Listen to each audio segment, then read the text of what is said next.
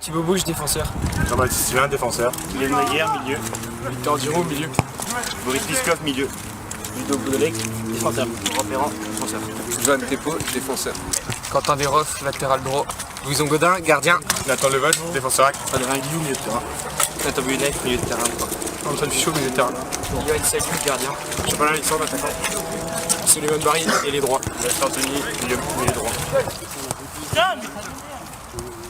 La surprise, bien sûr, depuis cette première aventure, ça a été la grosse surprise, le match contre Cholet, où ils ont été, donc Bad Cholet qui est aujourd'hui en tête de DH Atlantique et qui vise une montée en nationale.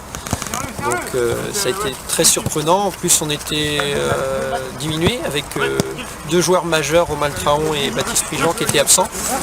Derrière, je dirais cette surprise. Ils l'ont préparé quand même parce que Thomas Loek est très ambitieux, donc il prépare son groupe pour gagner chaque match. Donc il s'était renseigné sur l'équipe de Cholet.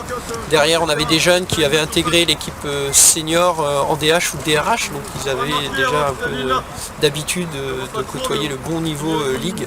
Donc cette surprise était bien préparée, mais ça reste un exploit. On a deux objectifs dans la saison, c'était le maintien en U19 DRH. Et le deuxième objectif, c'était faire le meilleur parcours possible en Gambardella.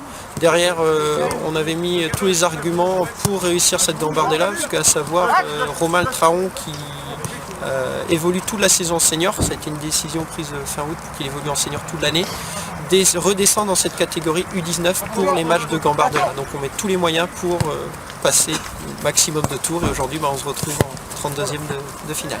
Alors aujourd'hui nous ne sommes pas du tout favoris parce que Vannes évolue en DH, Vannes est 3e en DH, Vannes vient d'éliminer le club du SCO d'Angers au tour précédent 1-0. Donc ce sont eux les favoris. Maintenant jouer à domicile ça va être un plus pour nous.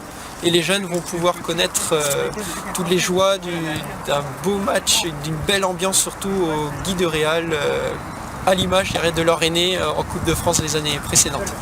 De faire un bon parcours en Gambardella montre une belle image du club et que la formation porte ses fruits. Donc ça c'est un premier reflet à ce niveau-là. Et deuxième image, c'est que certains joueurs qui évoluent dans cette équipe vont intégrer les équipes seniors l'année prochaine. Donc pour eux c'est un tremplin pour intégrer un bon niveau en ligue à partir de la DRH, voire au-dessus.